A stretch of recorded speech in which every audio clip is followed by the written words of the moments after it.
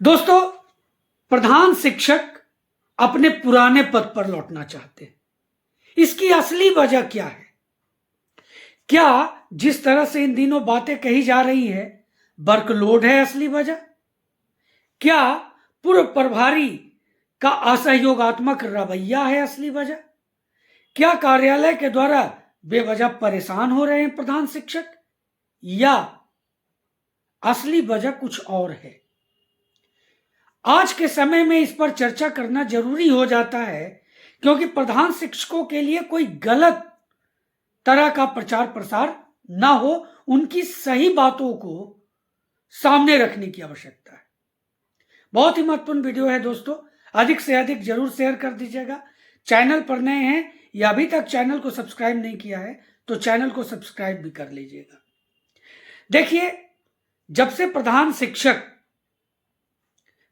शिक्षक बने हैं, यानी इसके अंतर्गत विशिष्ट शिक्षक आए, इसके अंतर्गत नियोजित शिक्षक आए, इसके अंतर्गत विद्यालय अध्यापक आए, जिनके पास भी अनुभव का आधार था, उन्होंने इसका फॉर्म फिल किया, परीक्षा पास किया और प्रधान शिक्षक के लिए जितना भी कोशिश हुआ उन्होंने किया।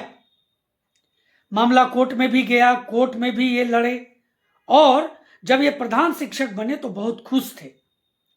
प्रधान शिक्षक का जो बेसिक निर्धारित किया गया था दोस्तों, वो उस समय 30,500 तब था जब 2021 की नियमावली आई थी। लेकिन जब इन्होंने ज्वाइन किया तो इनका एक ही सपना था कि नहीं, सभी का वेतन वृद्धि हो रहा है तो हमारा भी वेतन वृद्धि होगा। और क्योंकि सभी दूसरे शिक्षकों का वेतन कहीं ना कहीं अधिक भी हो रहा था, जैसे विशिष्ट शिक्षक का, नियोजित शिक्षक का, प्रधान शिक्षकों के बनिस्पत। अगर वर्कलोड की बात कर ले तो वर्कलोड क्या है? वर्कलोड तो ये तैयार थे कि ये प्रधान शिक्षक बनेंगे तो इनके ऊपर जो कार्य का बोझ है वो आएगा ही, जो प्रधान शिक्षक का कार्य होता है वो करना पड़ेगा। तो ये तो असली वजह नहीं हो सकती।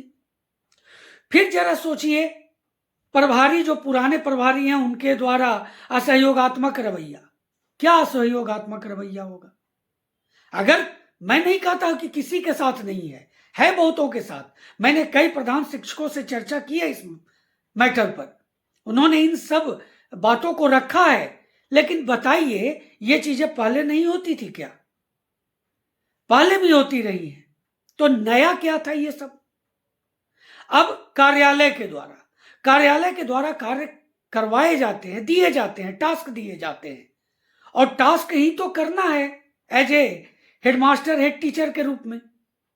तो ये क्या असली वजह हो सकती है? मेरे समझ से ये बहुत बड़ी वजह नहीं हो सकती है। प्रधान शिक्षकों के वापस लौटने की बात मैं कर रहा हूं। ये वजह है जिससे आज हर प्रधान शिक्षक ग्रसित है, इसमें कोई दो राय नहीं है। लेकिन ये वापस लौटने की असली वजह नहीं है। असली वजह जो मूल है दोस्तों, वो है मूल वेतन। मूल वेतन प्रधान शिक्षकों का बहुत ही कम है। और जिस तरह से इस बार विशिष्ट शिक्षकों का वेतन संरक्षण के साथ साथ प्रोन्नति की बात हुई, विद्यालय अध्यापक जिनके पास नियोजित का अनुभव था उनके वेतन की वृद्धि की बात हुई, साथ ही साथ प्रोन्नति की बात, नियोजित शिक्षकों के प्रोन्नति की बात, तो उस मुकाबले में प्रधान शिक्षक पीछे छूटते नजर आ रहे। और यही असली वजह है दोस्तों। अगर प्रधान शिक्षकों को आज अगर बेहतर और सम्मानजनक वेतनमान दिया जाए तो मैं नहीं समझता हूं कि एक भी प्रधान शिक्षक इस बात के लिए तैयार होगा कि वो पुराने पद पर लौटना चाहता है। पुराने पद पर लौटने की असली वजह यही है कि इतना कार्य भी करो और बाकी शिक्षकों से वेतन भी पीछे रहे। ये असली वजह है जिसके कारण हर प्रधान शिक्षक आज चाहता है कि इससे तो अच्छा था कि वो विशिष्ट रहते, इससे तो अच्छा था कि वो नियोजित रहते, क्योंकि उसमें तो ज्यादा फायदे नजर आ रहे हैं।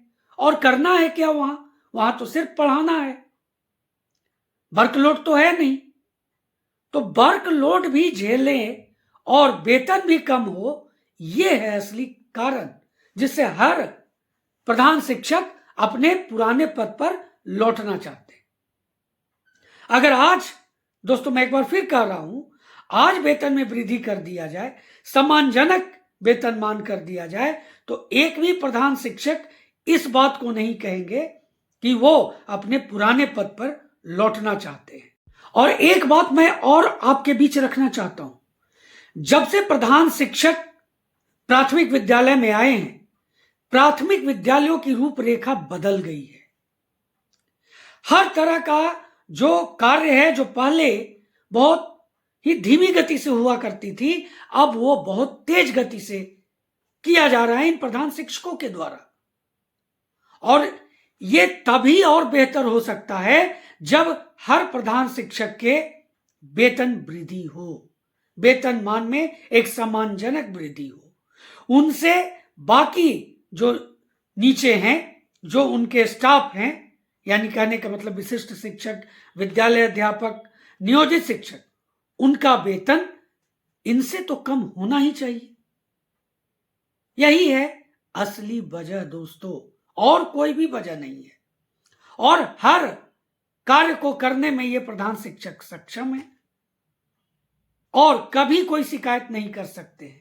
शिकायत का कारण यही होता है, वेतन कम रहता है, कार्य करने पड़ते हैं, कभी कभी घर से उन्हें पैसा लगाना पड़ता है। तो ये अगर एक सम्मानजनक वेतन होगा, अगर इन्हें घर से भी लगाना होगा, तो ये समझ लेंगे कि चलो हमें कुछ ज्यादा ही मिल रहा है, तो अगर कुछ विद्यालय कार्य में जा रहा है तो कोई दिक्कत नहीं। और बाद में तो दोस्तों विभाग के द्वारा वो फंड मुहैया कराया जाता है।